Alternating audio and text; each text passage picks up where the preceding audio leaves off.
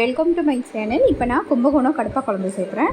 அது சாப்பிட அவ்வளோ ஒரு டேஸ்ட்டாக இருக்கும். கண்டிப்பாக ட்ரை பண்ணி பாருங்கள். ஏற்கனவே வீடியோ பார்த்துருப்பீங்க, இருந்தாலும் நான் போடுற வீடியோ பார்த்துக்கோங்க. பாசிப்பருப்பை நல்லா ட்ரை ரோஸ்ட் பண்ணிக்கோங்க.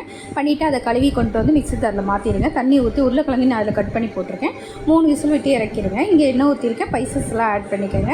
அப்புறம் பெரிய சைஸ் வெங்காயம், பச்சை மிளகா அதையும் நல்லா வதக்கிக்கோங்க. வணங்கினதோடனே இஞ்சி பூண்டு பேஸ்ட் அதையும் போட்டுக்கோங்க. அதுவும் நல்லா வணங்கினோன்னே அது கூட என்ன பண்ணுங்கள், தக்காளி ஆட் பண்ணிக்கோங்க. ஆட் பண்ணிவிட்டு அதையும் நல்லா இந்தளவுக்கு வதக்கிக்கோங்க.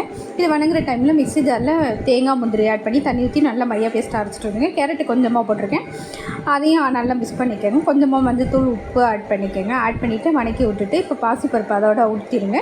ஊற்றிட்டு நல்லா கொதி வந்ததுக்கப்புறம் உருளைக்கிழங்கு கட் பண்ணி வச்சுருக்கீங்க இல்லையா, அதையும் இது கூடயே ஆட் பண்ணிடுங்க. ஆட் பண்ணிவிட்டு ஒரு 5 நிமிஷம் நல்லா கொதிக்க விடுங்க. கொதிச்சதுக்கப்புறம் இப்போ தேங்காய் அரைச்சி வச்சுருக்கோம் இல்லையா, அதையும் இதோட ஆட் பண்ணிவிடுங்க. ஆட் பண்ணிவிட்டு நல்லா கொதிச்சு வந்தோடனே கொத்தமல்லி தழை தூவி சர்வ் பண்ண வேண்டியதான். சாப்பிட அவ்வளோ ஒரு டேஸ்ட்டாக இருக்கும். கண்டிப்பாக ட்ரை பண்ணி பாருங்கள். என் வீடியோ பார்த்தீங்கன்னா லைக் பண்ணுங்கள், மறக்காமல் சப்ஸ்கிரைப் பண்ணிக்கோங்க. பாய்.